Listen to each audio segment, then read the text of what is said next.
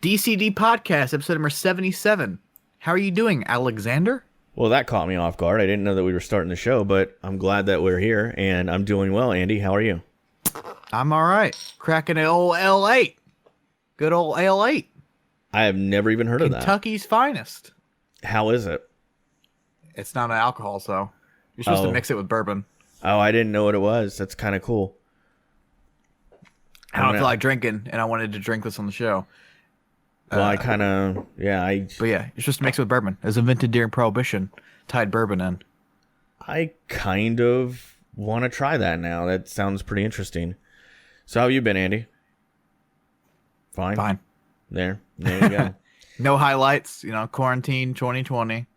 Yeah, not many highlights this week, man. I just kind of work from home and hang out with my wife on the weekends, and that's about it. I mean, I told my wife the other day that my virtual life in Animal Crossing is probably more exciting than my actual life now. It's about it. No offense to my wife. I mean, I love hanging out with her and, all that stuff, but, can't go out, can't do anything, haven't gone to a bar or a restaurant in what seems like forever. Oh, man. I was so optimistic, early March.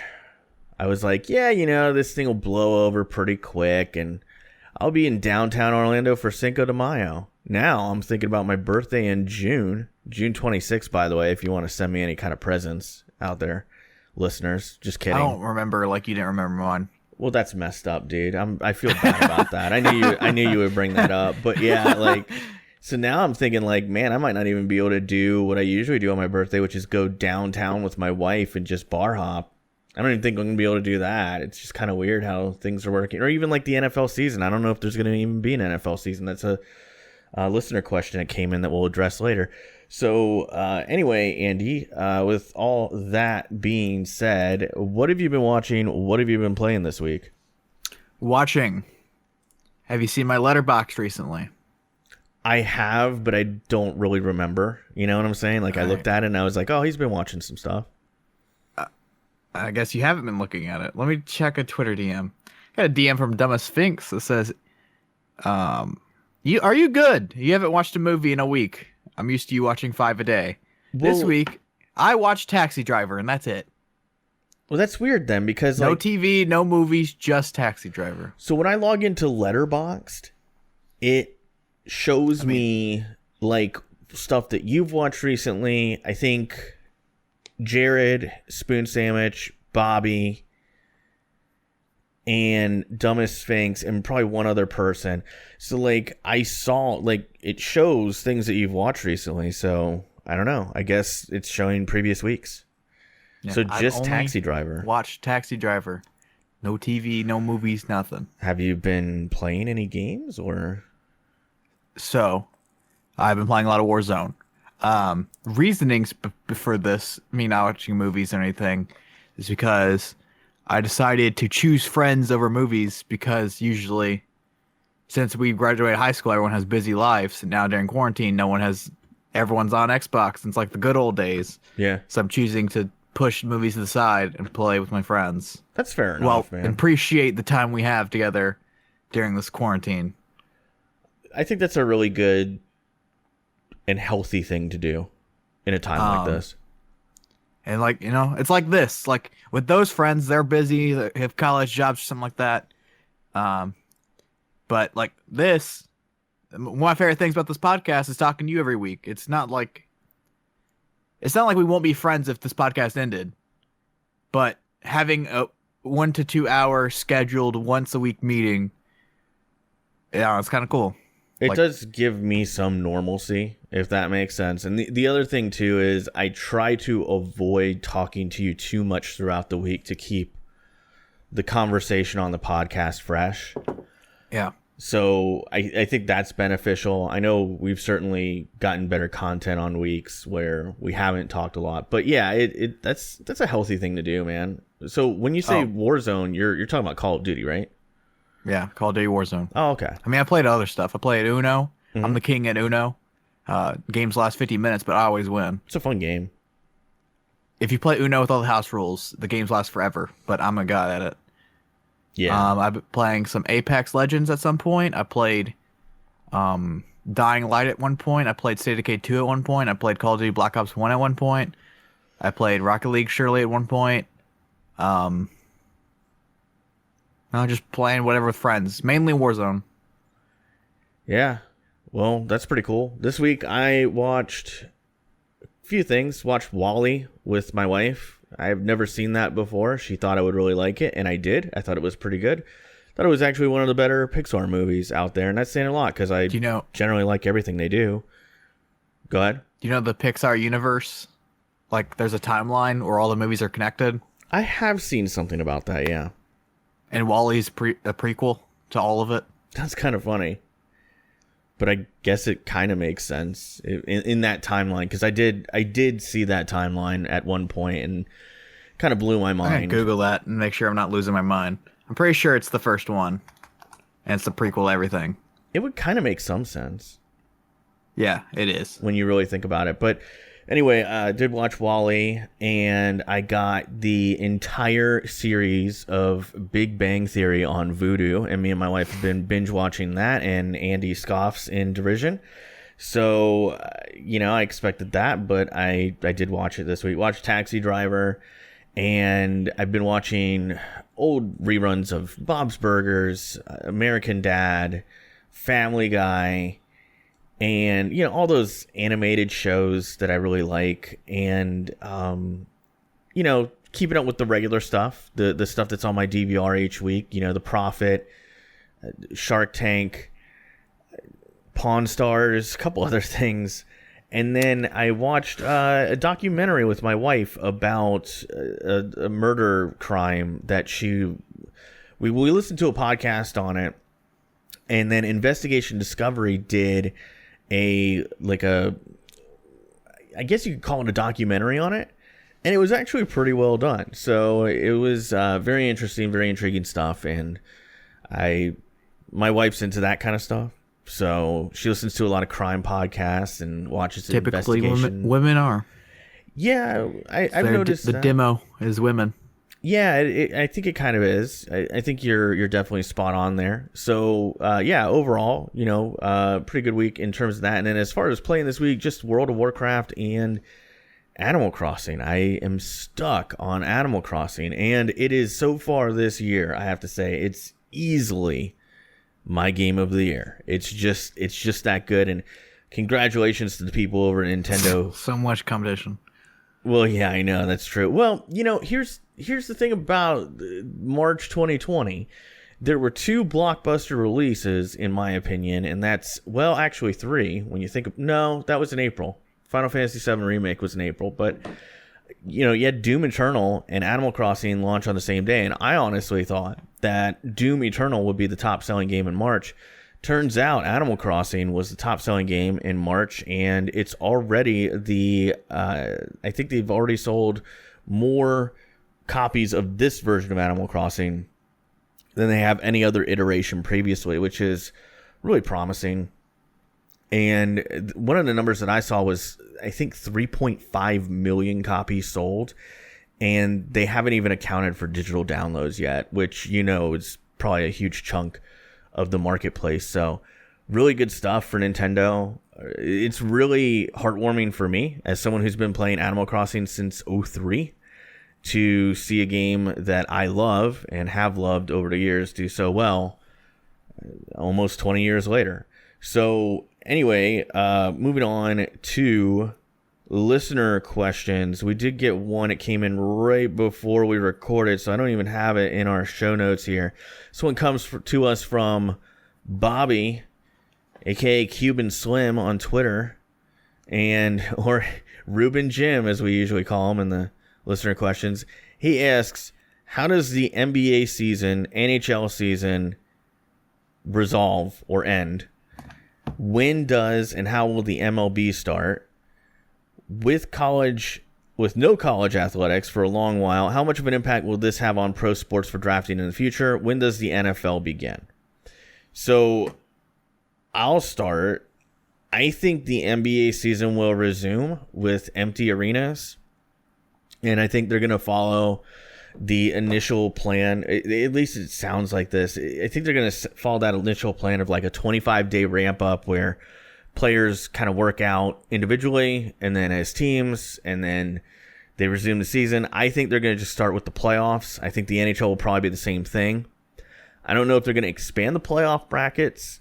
That's kind of an intriguing idea to me, but I just don't see the NBA playing a full regular season at this point, or even a condensed one. I would say the same thing for the NHL.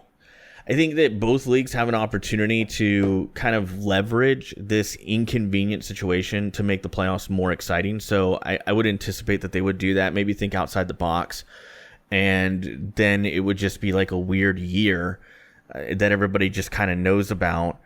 But it's not unprecedented because the MLB, didn't play for a few years because of World War II. I know that's a thing. So a lot of people don't know that, but I do know when you go through record books, there's a couple of years missing there. Anyway, the MLB starting, I don't know. I think they're going to have to shorten the season. It's not a sport that you can play in the winter. At least not the very, core of the winter. So I think that they'll probably start, I would say maybe in July or August, hopefully, and it would be a very shortened season. There's no way they're going to play 162 games. And then I don't know that college athletics not being played is going to impact pro sports for drafting in the future. I think, scouting, it's such an inexact science. I don't think, players not playing for a few months is really going to change that too much. And then as far as the NFL, I think it'll start on time. I think that training camp and preseason will probably be canceled or significantly shortened, but I do think that the regular season will start on time. And I realize that's incredibly optimistic. Andy, how do you feel about pro sports? When do you think that starts back up? NBA, well, they've said they're going to focus on the regular season over the postseason. They're going to have a shortened postseason. Wow. And focus more on regular season games. Okay, well, I was wrong there. NHL, I think they should just end it and say, reign the President Cup trophy winner currently, my Boston Bruins, the champion, and be like, 2020 champion. We did it, baby. We didn't lose in Game 7. We didn't lose in Game 7. Hey, they're far and beyond the best team in the league right now if you look at points. Yeah. Which is going to suck because, President Cup trophy winner is typically cursed in the playoffs. It's just a thing in hockey. True. Yeah, same thing in the NBA, but it'll probably just have like a 2-week regular season and then boot up the playoffs, a shortened playoffs, and then MLB, they're not gonna hit 162 games, but they're still gonna focus on hitting it because they've mentioned doing 7-inning doubleheaders, and they'll probably do that. That could make sense. Just get the I don't know. Would they sell 2 tickets for a doubleheader or just one? I think you would just sell one. But they're trying to make up like the reason why the regular season is so important for MLB is because that's how they make their money is for ticket sales in the regular season. Yeah, well, I hate to say this right now. Money is not. You can't focus on money right now. Well, it's a business, so it is a business, but like what I'm saying is like it kind of went out the window. Like when you have to shorten the season, that goes out the window, unfortunately. And you can get creative and try to mitigate things, but let's be honest, the situation isn't ideal to say the least. So you're going to lose money. College athletics being down, how does this affect drafting? Look at Mitchell Robinson. He didn't even go to college. Look at Michael Jordan back in the day. Kobe Bryant. I don't think it really matters. Standout talent, stand out. Yeah, and the other thing about scouting and college athletics is I feel like, especially with certain sports. Did I say Michael Jordan? I think I did. That was a dummy move. That was a 3-head move. It's all good, dude. But like, I feel like how players perform in college athletics is becoming less and less relevant versus measurables, combine results, pro days, etc.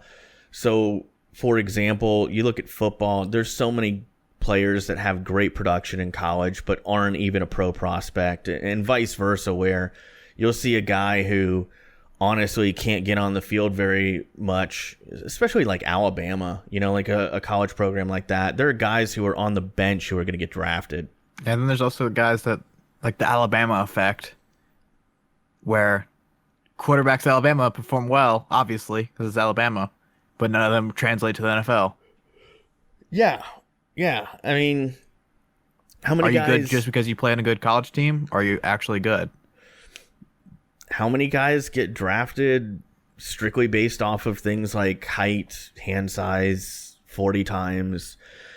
Like there's I forget the guy's name right now, but he's an O-line guy, and he recently, like the big news on him was he failed a drug test or something at the combine, and he's a really good tackle prospect. And one of the reasons he moved up on the draft board was because he ran a killer 40 time. I think that I just don't think it's going to affect things that much, especially in the NFL and the MLB, where a lot of players either don't play in college, in the MLB's case, or, college performance doesn't matter as much. And then baseball drafting doesn't matter. It doesn't, yeah. So, when do you think the NFL season starts, Andy? I don't know. I'm not a scientist or a doctor. Yeah. Couldn't tell you. Yeah, I gotta be not honest. even gonna throw out a guess. I literally don't know.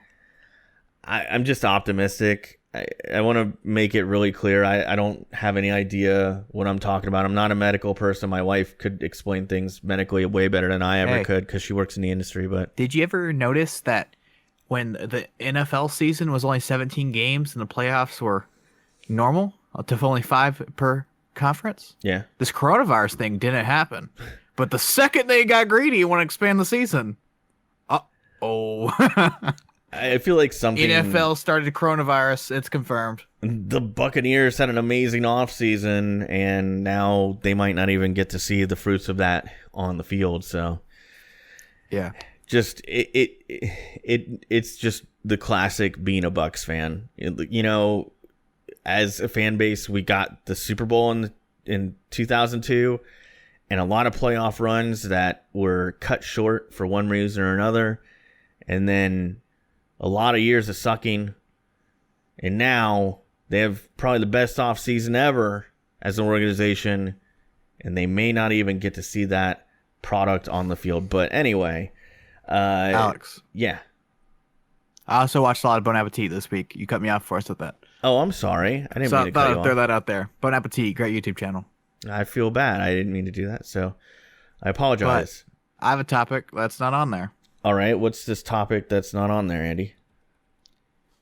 You could compare Big Rona to 9/11 in memorability and the impact it has on society. Is there another event like this that's ever taken place in your lifetime? Specifically for me, there was a big ice storm in 2009 where I live. It's like everyone around me, like, all suffered through this event that no one could see coming. Anything like that in your life? So I would say a few things. So, have I ever seen something like this on a national scale other than 9/11? No.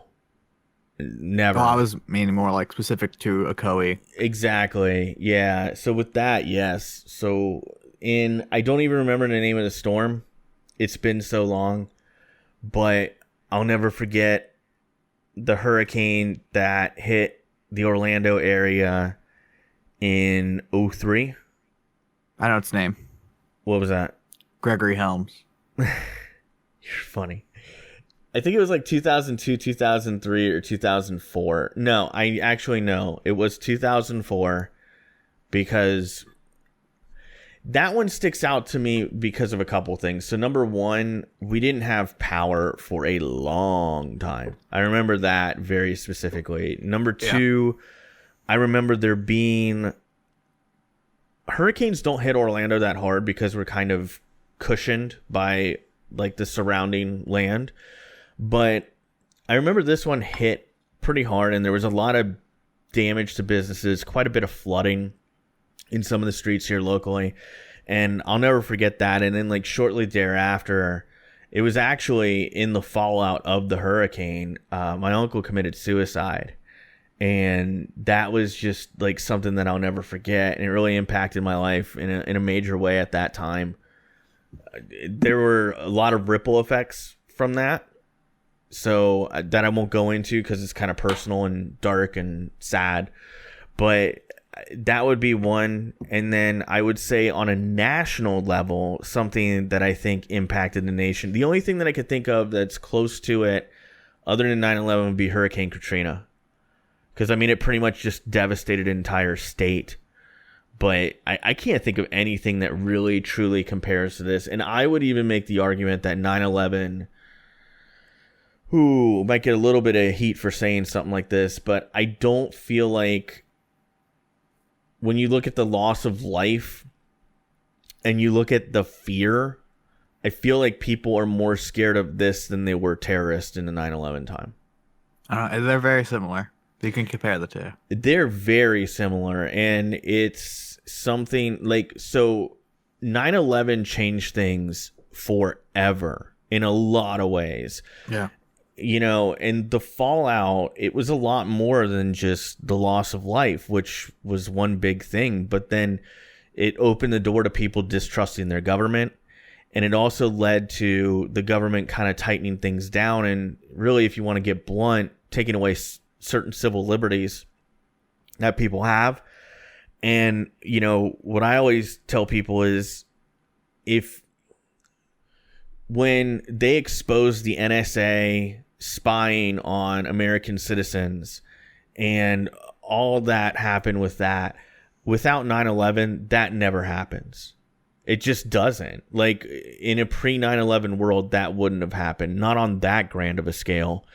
And I firmly believe that those little phone computers that we carry around in our pockets every day and text message our loved ones with and put everything out there on social media, I firmly believe that that is tracking so much nonsense. It's not even funny. And I know some people would say, well, if you don't have anything to hide, you shouldn't care. Or who cares? You know, like, the government doesn't care what you look up on like Pornhub or something like that.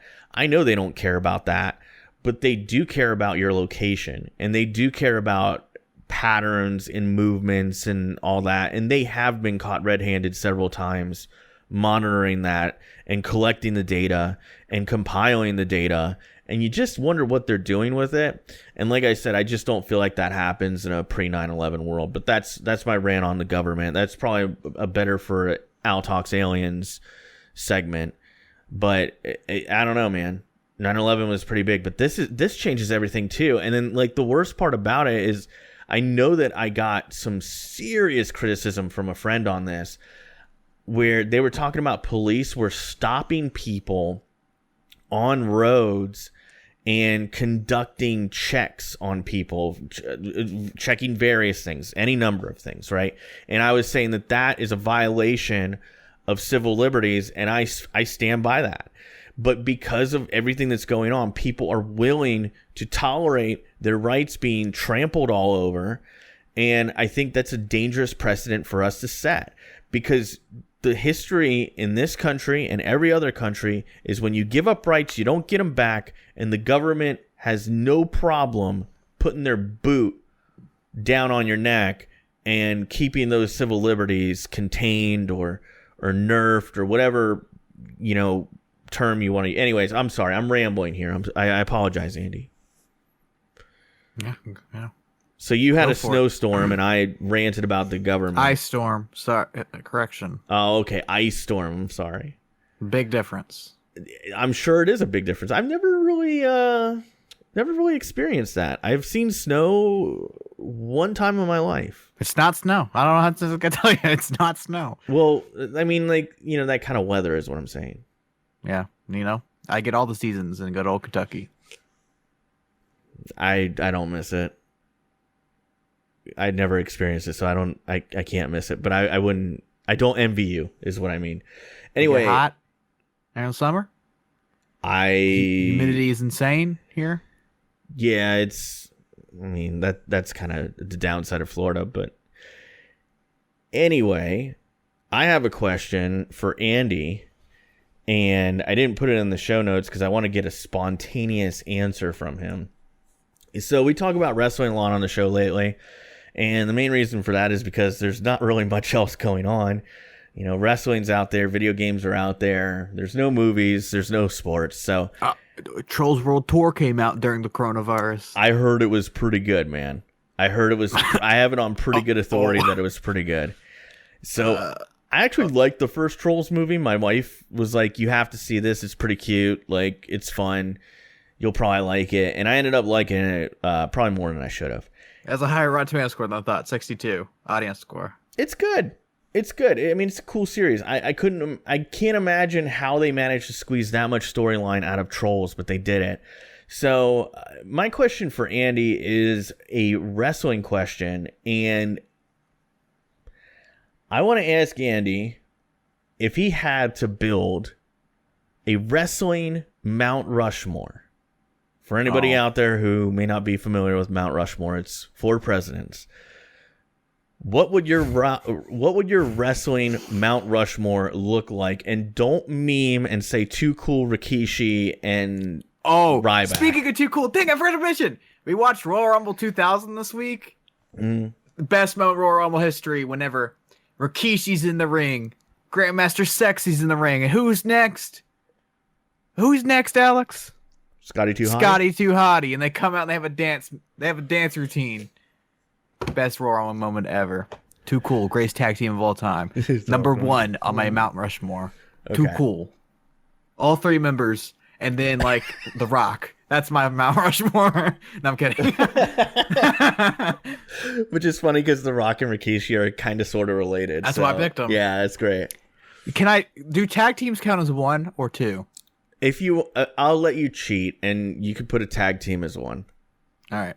So funny story about this. This has been like a thing that's on and off conversation. It's just a thing that happens in the wrestling world, I guess. Mm-hmm. It's been very popular recently. When my friends tweeted their Mount Rushmore and tweeted 5 people, I thought it was hilarious. They're that stupid. Yeah. So my Mount Rushmore, counting a tag team as 1, then the number 1 spot, Too Cool. No, I'm kidding. The Dudley Boys. Okay. 27-time champions, incredible. Then I'd pick my 2nd spot, Chris Jericho. Good pick. And then my 3rd spot, I don't know. Let me think. Alex, what is your Mount Rushmore to kill time? So, I want to be clear.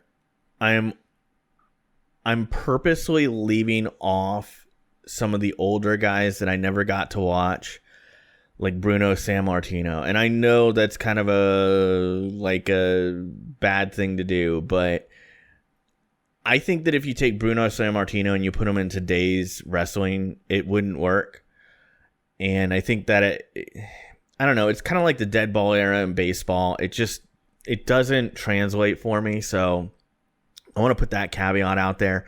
For me, it's Hulk Hogan, because he had one of the best runs ever as a babyface. He had one of the best, if not the best runs as a heel. It's one of the best heel turns ever. One of the most iconic stables ever in the NWO, if not the greatest. And I think you have to start with him. Stone Cold, he's on there.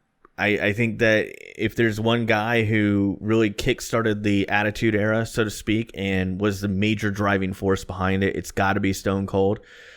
You know, plus longevity of his career. Had a great run in ECW. He's a good wrestler in WCW for a long time as well. So I'm putting him on there.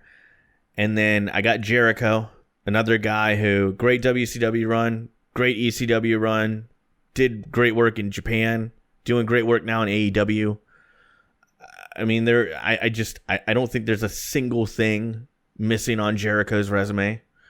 And if I'm going with my number 4, it's just so hard to only pick one guy or four guys out of it all. But Ric Flair, just like Hogan, I think you got to put Flair on there. He was a great babyface, during points of his career, but I think he was way better as a heel. And all that territory, wrestling from the 70s and 80s, especially the 80s, just doesn't work without Ric Flair. Ric Flair, Dusty Rhodes, one of the greatest rivalries ever. Flair and Sting had a great rivalry. Macho Man and Flair had another great rivalry in both WWE and WCW, so you got to put Flair on there. But it's just so hard to pick four, so that's why I asked you. I got it. Okay. Cheating, Dudley Boys. Yeah. Then Chris Jericho. Yep. And then mine's gonna be completely out there and outside the box. All right. Okay. Because I can do the cheap way and go, Hulk Hogan, The Rock, John Cena, Bruno Sammartino. But this is my personal one. So Dudley Boys, Chris Jericho, Mick Foley. That's a good pick. I wouldn't even call that outside the box. That's a guy who deserves he would deserve to be on there, yeah. 4-spot Kenny Omega.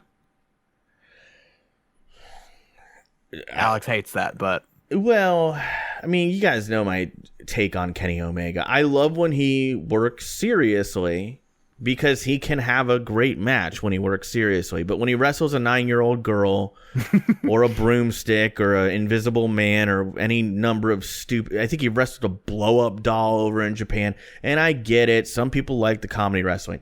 I hate comedy wrestling. I can't say it enough. You want to do stuff that's kind of weird, like Matt Hardy? That's fine. But in the ring, Matt Hardy fights. In the pre-taped matches, Matt Hardy fights. Kenny doesn't do that in AEW, by the way. Just I know he doesn't do it in AEW because I've been watching him in AEW, and it's his serious stuff, and it's good. And he's good. He's amazing. Kenny Omega can put on a great effing match. But I just hate the comedy stuff, man. But, we just did our Mount Rushmore, and I was thinking about it, and I'm like, man, I could do another 4. I could do another 8, really. Because I was honorable mentions, Kurt Angle, Sabu, Terry Funk. Oh, God, Terry Funk would be a great one. Yeah. Fun fact about Sabu and Terry Funk. Sabu's real name is Terry Bronk. So when they fought in the ring, it was Terry Bronk versus Terry Funk. That's pretty cool. Fun fact.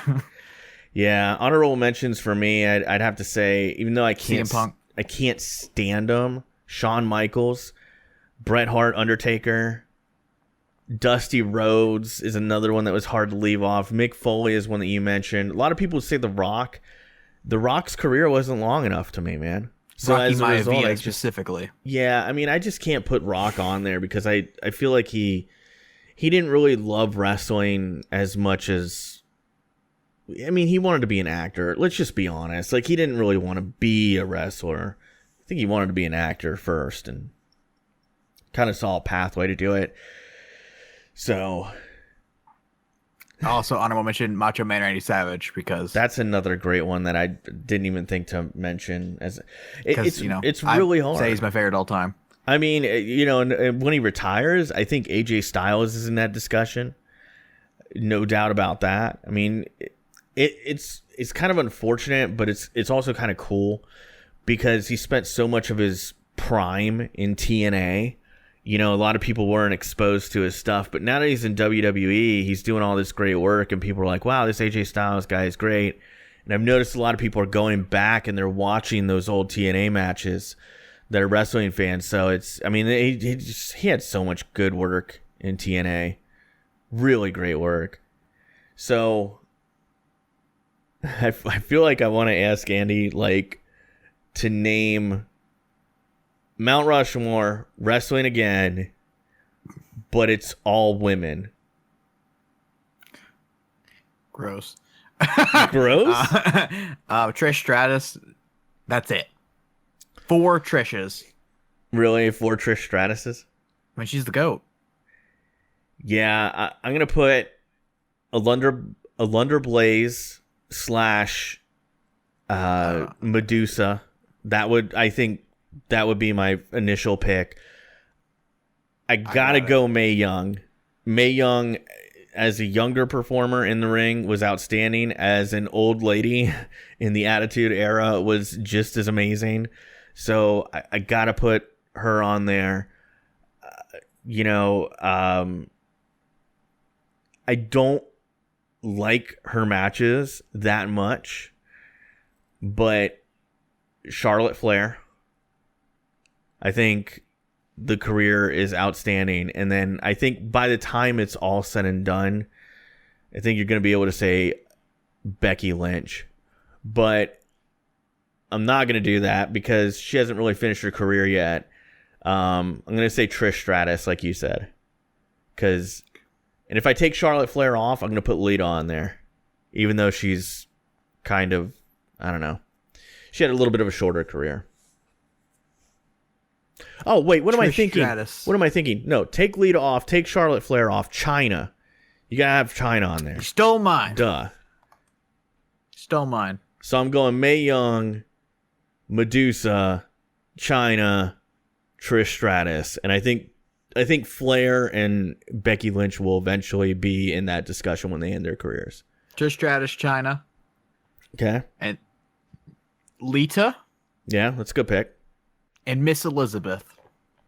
Ooh, that's a real good pick. Never worked in the ring, but I think she got a couple matches. I think she took a couple bumps in like a mixed tag match, but Miss Elizabeth was great.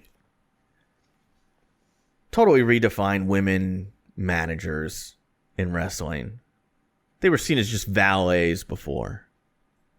Yeah. Alex, I have one topic in my bag of questions that would take us the entire episode. Yeah. So if we ever have a day where we don't have a topic, we'll have a good one that'll take up the entire episode. Yeah. Okay. But the other one, to keep on talking about stuff like this, and I'm probably going to get crucified for this. Who is the most overrated NFL player in all of NFL history? For me, it's easy. Joe Namath. All right. Mine's Sean Taylor.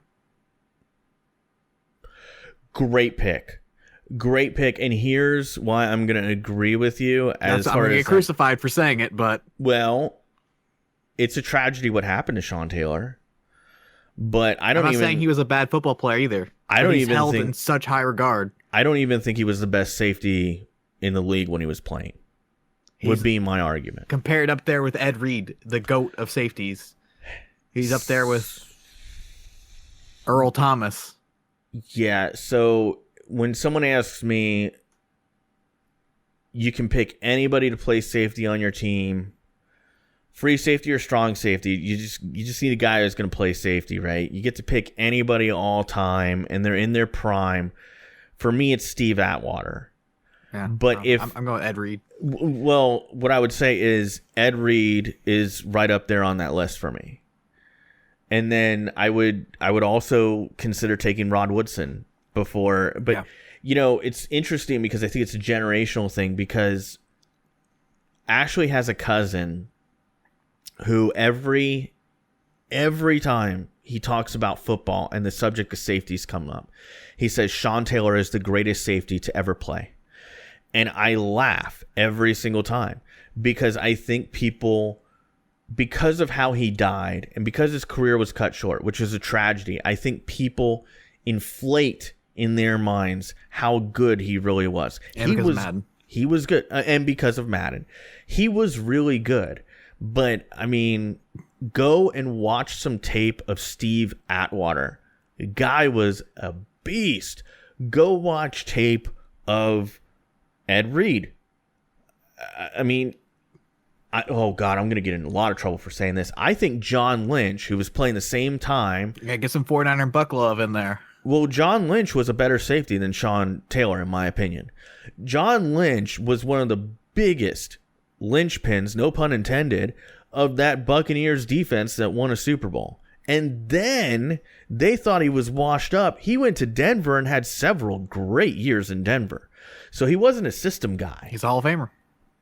Deservedly so. First ever 2-time Hall of Famer. Deservedly so. I mean, he's a great executive.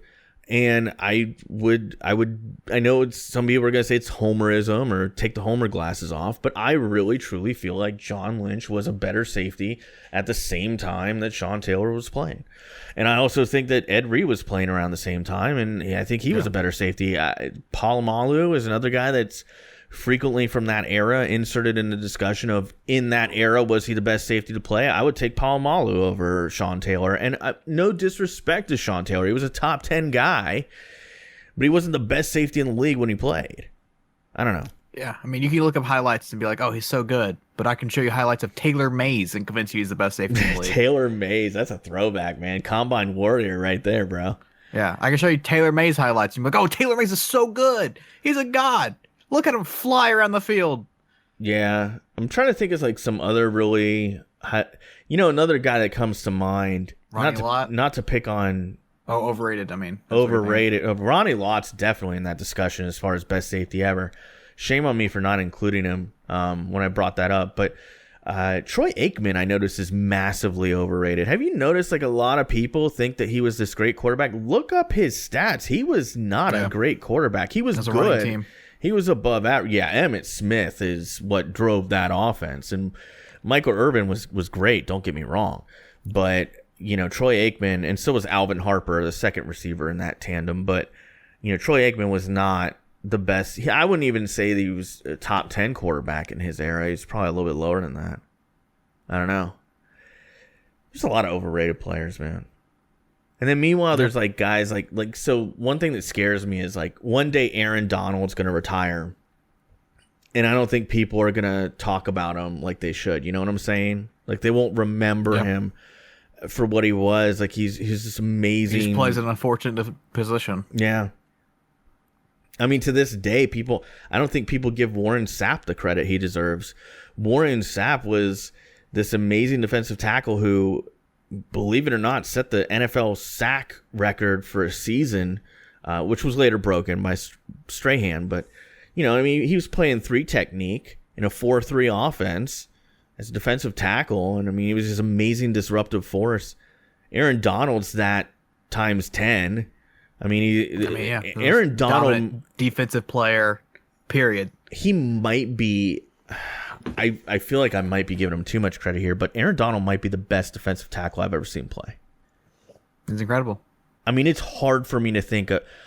I think Ndamukong Suh had 1 year that was close to what Aaron Donald did. Warren Sapp had some really good years at defense. John Randall had some great years, but he can play. Aaron Donald can do it all. He can play edge. He can play interior.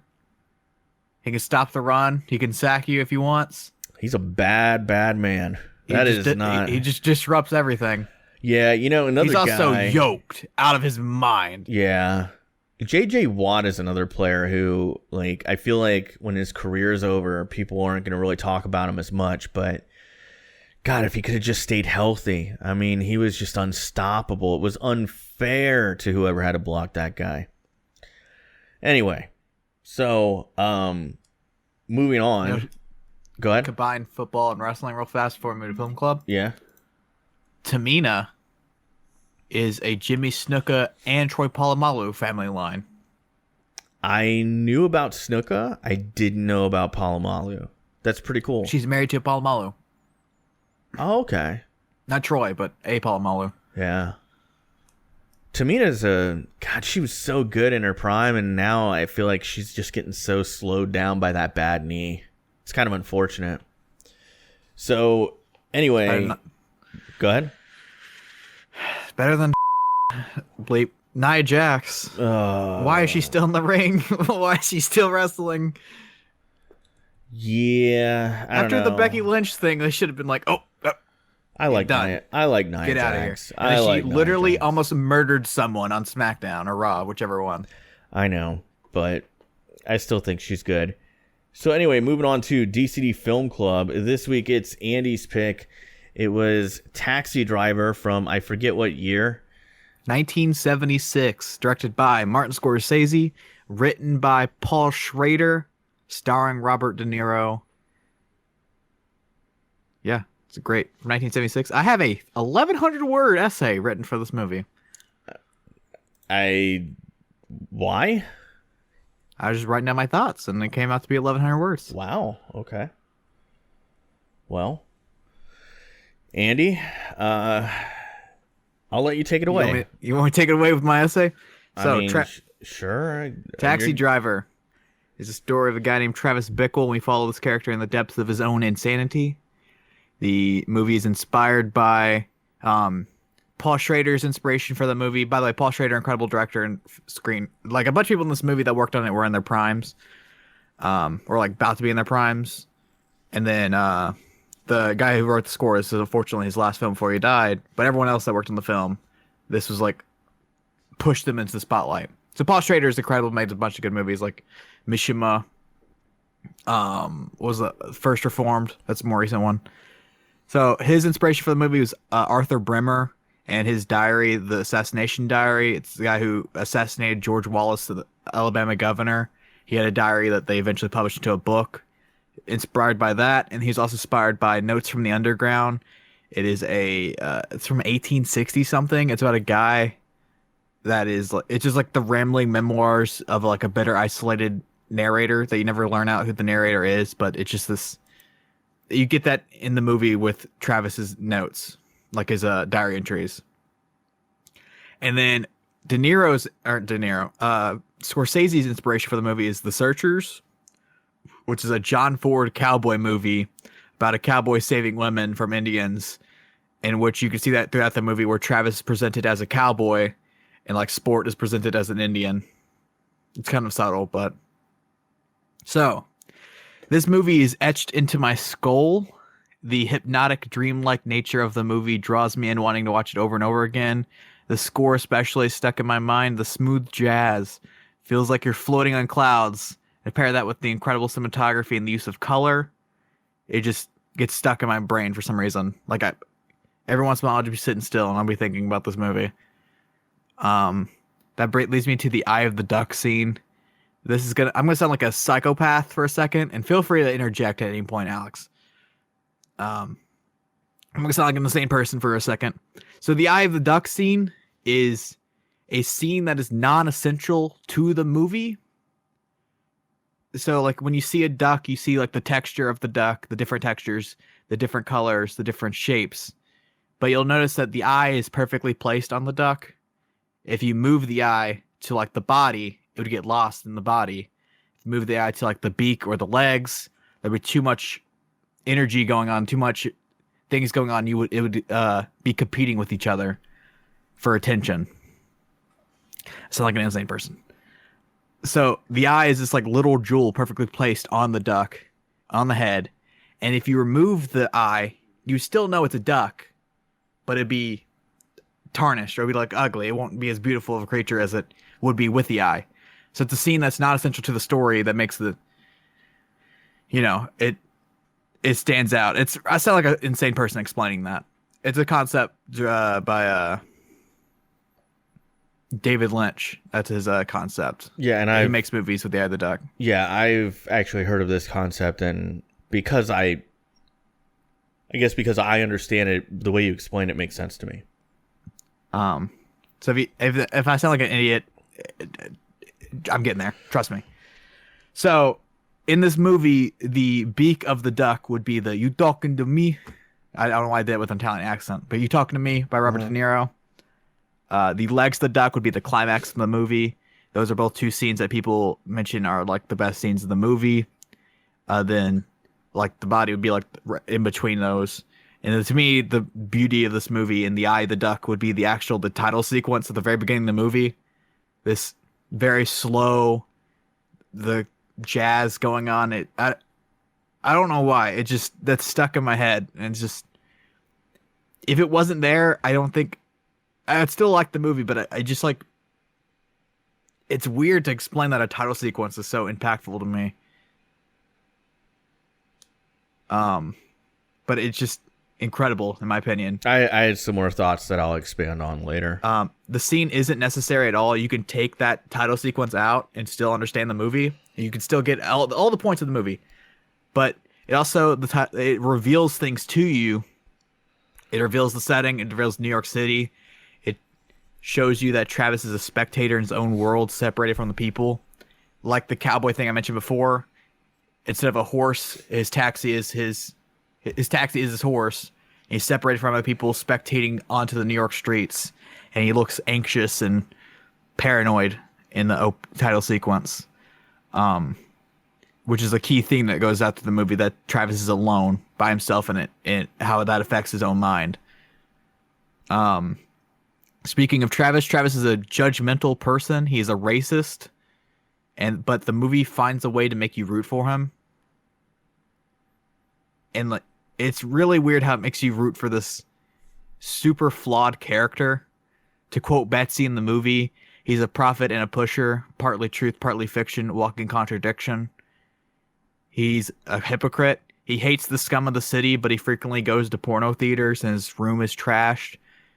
He drives around prostitutes constantly, but he talks about having a good diet, but he pours liquor on his breakfast and pops pills throughout the movie.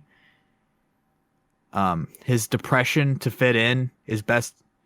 I did not put segue in there. His depression to fit in is best shown in the relationship with Betsy, speaking of her, in which he says he isn't very political, but you'll notice after his interaction with her, and he has Palatine stickers all around, and he talks to Palatine and acts like he supports him. He's like, "Oh, I tell everybody who comes in my cab to vote for you, Palatine." And he's trying to reassimilate into society after his time with Vietnam with Betsy, in which he inevitably rejects him. His time in Vietnam sets his paranoia in Travis that it makes him always on edge. He doesn't trust people and doesn't help. The only people he sees and the people that he surrounds himself with are the scum of New York City. So combine those two, Travis slowly falls deeper and deeper into his own loathing of his surrounding and himself, and wishes somebody would come and take it away. The movie focuses a lot on the girls of the story, Betsy and Iris, both completely different, but in Travis's eyes, they are the same. Betsy is treated like an angel. Her view of New York City is this, whenever it's her scenes, New York City is this bright, beautiful place, and she has friends, and it's like a fun movie whenever she's on screen without Travis. While Iris is seen as this lost child that has like a bright future, that she can escape from she can escape from this horrible place and go on and have a bright, beautiful future. Because she's like she's 12-year-old. She's a 12-year-old, so she can escape. Travis wants to be a hero for them and take them out of these worlds. He sees them as puppets to their respective leaders. In Betsy's case, he sees her as a puppet to Palatine, and Iris he sees her as a puppet to Sport. He wants their so he even though Betsy has this bright, beautiful place, he's so deranged in his own mind. He thinks that she could have a better place. And he's like, he's delusional. Let's see. When Betsy gets bothered by him in the beginning, she sends Tom to get rid of him. And when Iris notices him following her, at one point she grabs a man's arm to protect her. These themes of masculinity seep in Travis's psyche, and he needs to display this huge form of masculinity by defeating Palatine and Sport to save these women from what he deems as a scum and give his life purpose. Speaking of the girls, there's a scene where Travis is calling Betsy after the second date, the greatest second date in any IRL or movie scenario ever, where he takes her to a porno theater. There's a scene where he's calling her after that date and trying to apologize. And there's like this funny moment where even the camera's so embarrassed by the scene and finds it so cringy that the camera pans away from Travis and focuses on something else. And I find that just funny. And then the acting in this movie is incredible. Everything is great. I have no major complaints about this movie. It's another pick of mine about loneliness and how that affects humans. I don't know what that says about me. And I don't think there's a better case study than Taxi Driver. It reminds everybody that we're in control of our own destiny. We have all shared this anger and loneliness with Travis, but he gives up hope, and we should take away from this that there's always something better. If we don't, we will become the taxi driver. It's a pretty good way of summing it up, man. So I never seen this before, and it's just probably a combination of the film's age and the fact that it just wasn't even anything on my radar screen. I wasn't aware of it, really. So I was pleasantly surprised by this, but about 3/4 of the way through, I was a little bit concerned, and I'll kind of get to that. So first off, the opening scene of this movie reminds me a lot of Midnight Cowboy in the way that the opening scene is one of the better scenes in the film. Really sets the stage. I'm going to disagree with Andy. I do think that it adds a lot. I think if you were to remove it, it would be a negative, if that makes sense. That's how good it is. It's just really well done. And the score really stepped out first for me on this. I was like, wow, this is kind of it's a different score than what I would have expected. Looking at the visuals of this, didn't really expect the jazz-infused type score, but it works so well. It's so good and it's so memorable. And they use it as kind of like this weird storytelling device. Like, based on the score and what you hear, you can kind of surmise what might happen next, or determine how characters are feeling at that moment, maybe emotionally. It just kind of heightens everything. It adds a lot. It doesn't take away. It doesn't become distracting like it can in some films. It doesn't drown out the dialogue or anything like that. But it's an enhancement. It's like putting bacon on a cheeseburger. It doesn't, it just adds more depth. It's a really big plus. The cinematography speaks for itself. It's Scorsese. It's going to look great, and it definitely doesn't disappoint. There's some really iconic shots in here that are very difficult to forget, and I really liked that. I don't know if they actually filmed this in like the city, but you could have convinced me that it was. I mean, where? I said probably. Yeah, I'd have to look that up, but I mean, it's relatively low budget. I just loved calling it set design isn't the right term, but I love the stage that this was all presented on. Some really good story, a little confusing. I mean, towards the middle, you're like, should I really be rooting for this guy? You feel almost conflicted, like, should I be rooting for this guy? Because he is very flawed. And when I got done with this, the conclusion of the film was, in my opinion, the best way to end it. I mean, first off, I expected that he was going to die. When they did that overhead shot, I thought he was dead. Right? When he does the pantomiming of the suicide. That was 3 times. Calm down. Oh, okay. I thought it was, I don't know. He did it one for each person he killed. Oh, okay. So when he was pantomiming that, I thought it was him basically saying, I'm going to bleed out, or, I'm dying, or, hey, just shoot me. I didn't expect the end where he becomes this unlikely hero. And then I thought about it. I'm like, that's the most brilliant ending, because he's not a hero. He's an anti-hero. He did this out of his own desire to fix things. He was almost selfish in doing such an unselfish act, if that makes sense. It's another great black and white thing is, if his first attempt was to take out Palantine, he would have been viewed as a villain. Oh, yeah. But because he took out pimps, he's viewed as a hero.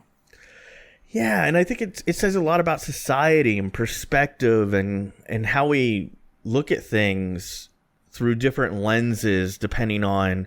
I was talking about this with my wife today, about how, like, sometimes you'll see somebody who gets murdered and they were doing something kind of sleazy. Like, so for example, I brought up there was a murder case down here in Florida where there was a prostitute who was murdering men who hired her.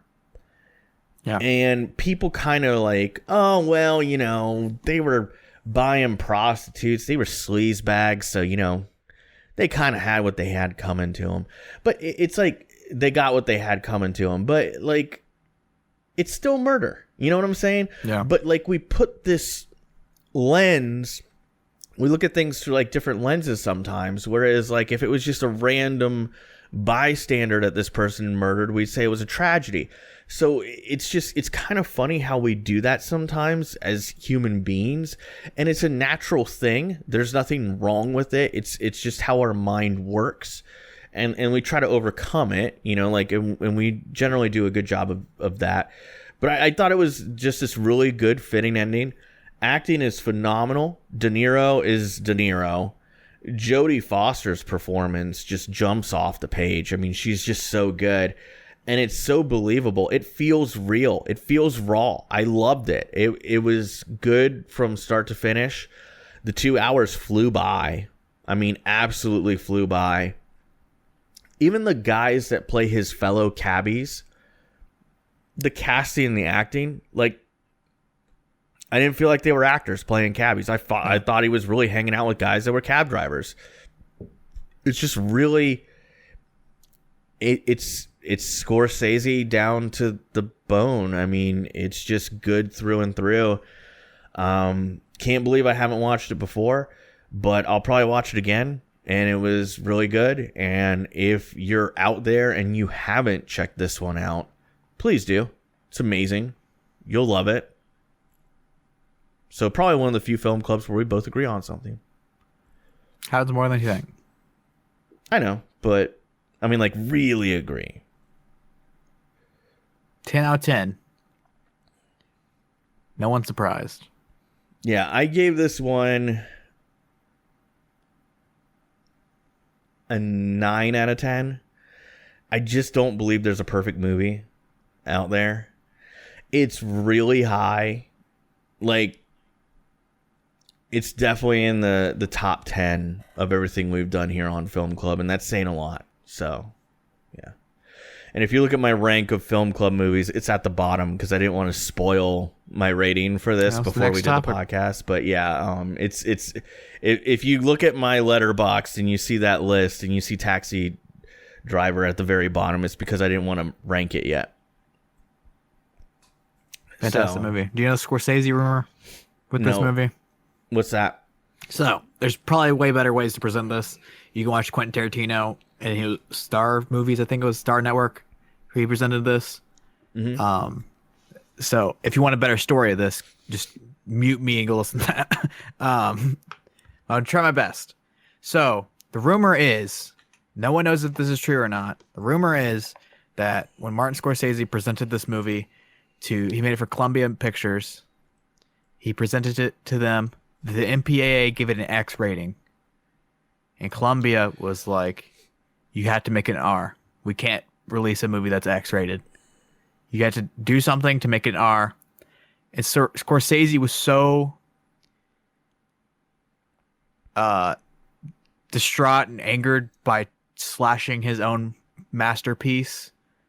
The rumor goes that he stayed up all night with a bunch of other filmmakers, but he was drinking and he had a gun. His plan was the next day to kill the guy at Columbia that made him slash his movie. Oh, wow. And the rumor goes that they keep on topping, and they had this like vigil where everyone slowly throughout the night realized that he's serious, that he's like actually going to do this because they're making him slash his masterpiece. And then eventually, the climax of the story is kind of sucks, but eventually Scorsese just dimmed the saturation on the final scene and resubmitted it and got an R rating. That's why the blood in the last scene doesn't look like blood. It looks like chocolate. Well, there you go. It's a good story. And I believe it's fun. Yeah. I mean, no one knows it's true. Could not be true, could be. Yeah, it's too crazy. It's a Hollywood rumor. Well, there you go. So that is DCD Film Club on Taxi Driver. We both loved it. Go check it out. It's tremendous. If you haven't already seen it, see it. So, Andy, you have a topic on here that says Alex Film Club ranking. What do you want to talk about with this? Like, what are we gonna do? We're gonna. What's your top 10 and top 10 worst? Well, let's pull that up right now.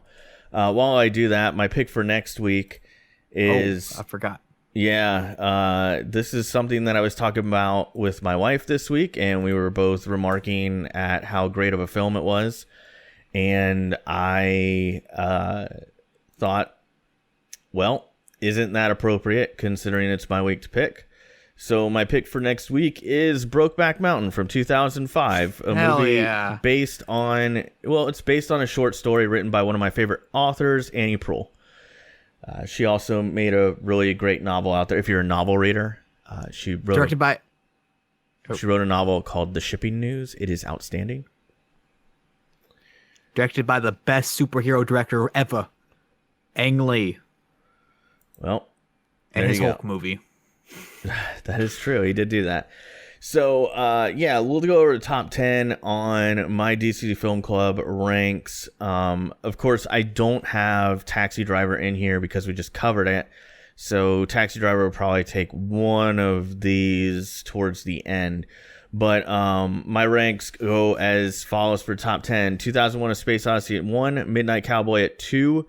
I know that's weird because I always say Midnight Cowboy is my favorite movie of all time, but I think technically 2001: A Space Odyssey is a superior movie, but Midnight Cowboy is definitely still my favorite of all time. I'm pretty sure my rankings are similar to that, but I factored in the conversation in my rankings for some of them. So I got 2001: A Space Odyssey, Midnight Cowboy, Apocalypse Now, Shawshank Redemption, City Lights, American History X, 1917, Fight Club at 8, Synecdoche, New York at 9, and Harold and Maude at 10.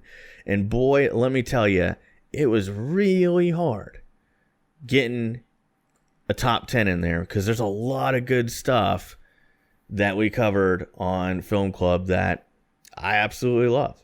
So, my 10... You have The Wrong Life is Beautiful in your list, by the way.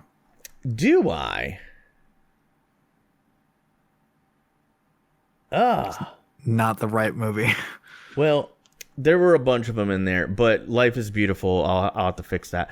But Life is Beautiful is definitely towards the top of the list.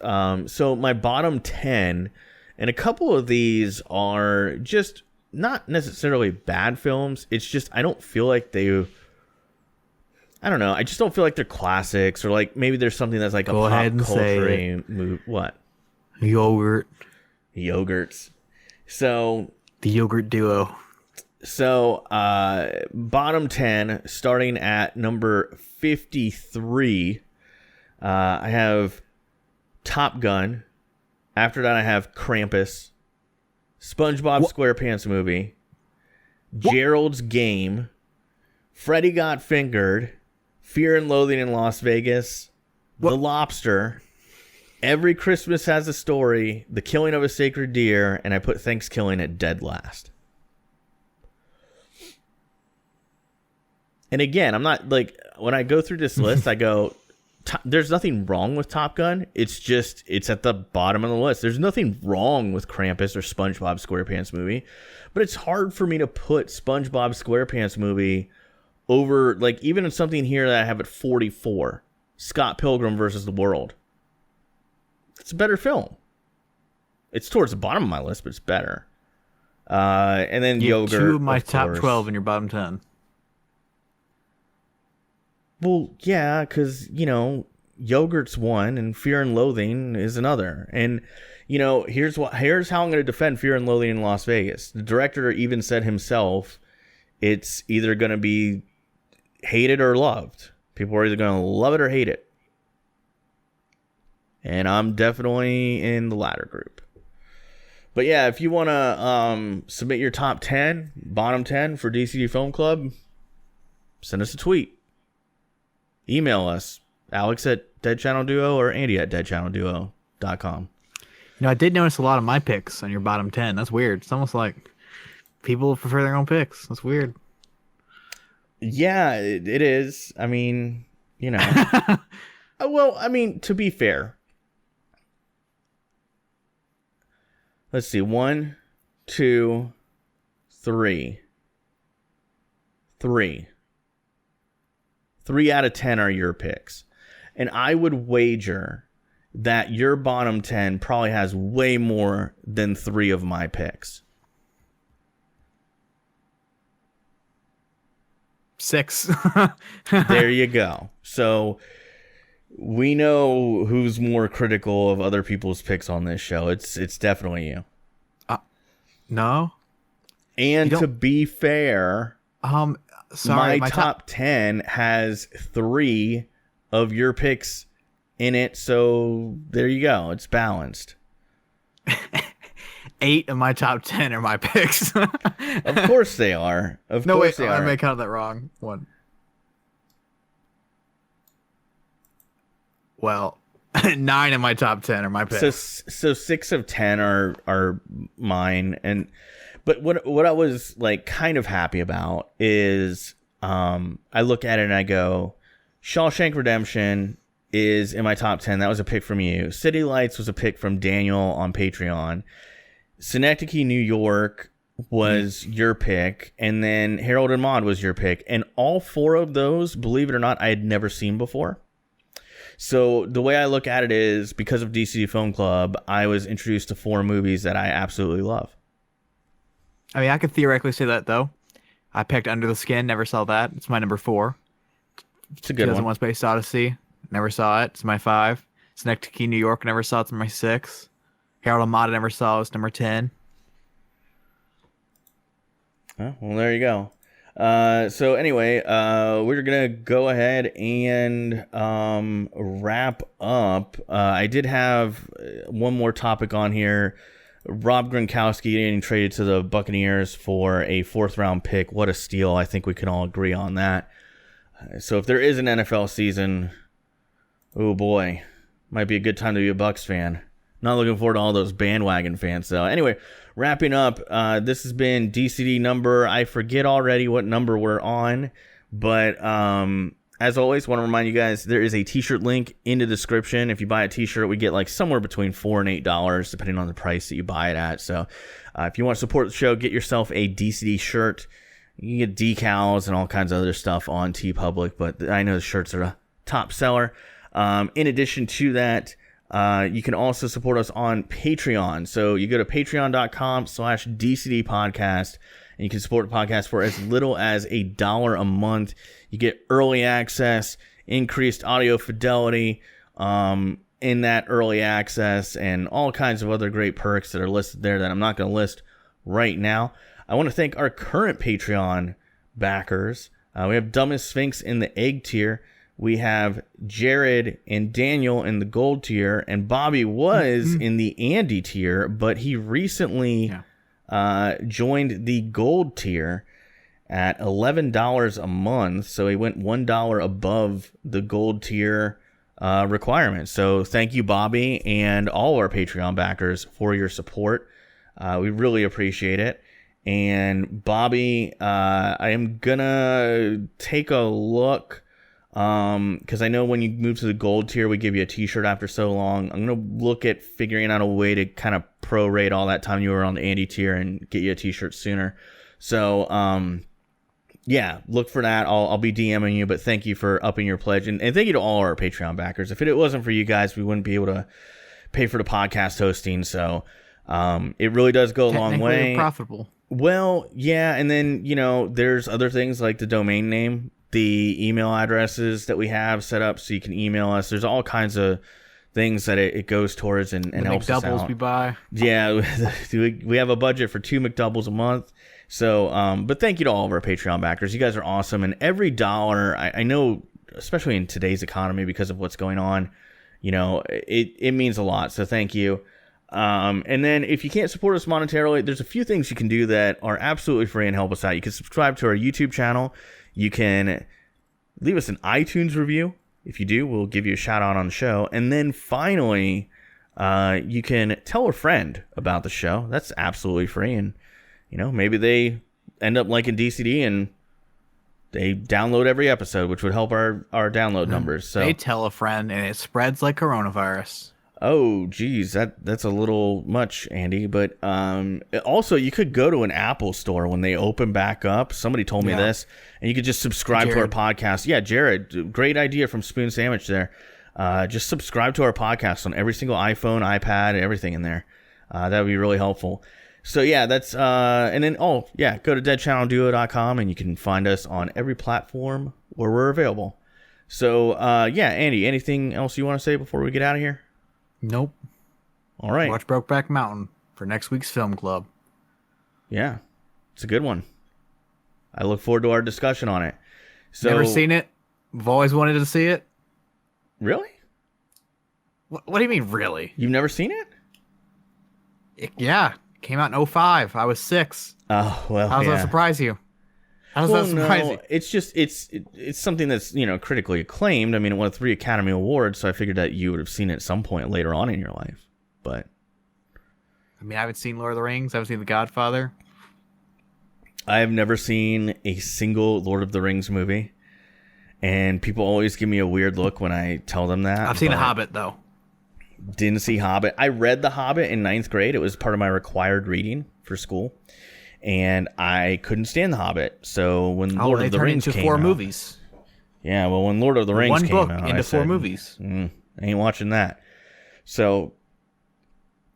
yeah, man. So yeah, that's going to do it for DCD this week. Again, I forget what episode we're on in terms 77. of... Okay, DCD 77, that's it. Thanks for listening. We'll see you next week. Bye.